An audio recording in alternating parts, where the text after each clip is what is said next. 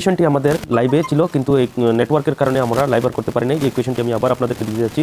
53240 আপনারা লিখবেন এভাবে 53240 53240 এটার আপনারা এলসিএম নিয়ে নেবেন।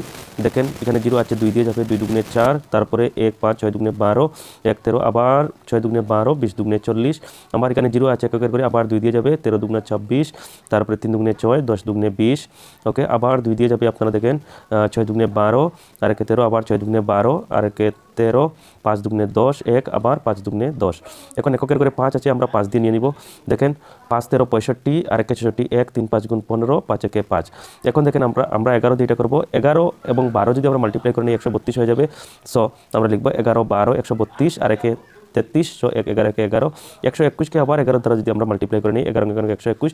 এখন আপনাকে বলছে যে এই সংখ্যাটি ভাগফল একটি পারফেক্ট কিউব হতে, ভাগফল একটি পারফেক্ট কিউব হতে হবে। সো এই 2 × 2 × 2 দ্যাট ইজ 2 কিউব, 11 × 11 × 11 11 কিউব। একটি সংখ্যা আছে 5, এটিকে যদি আমরা ভাগ করে নিই সম্পূর্ণ সংখ্যাটি একটি পারফেক্ট কিউব হয়ে যাবে। So the option B is the correct.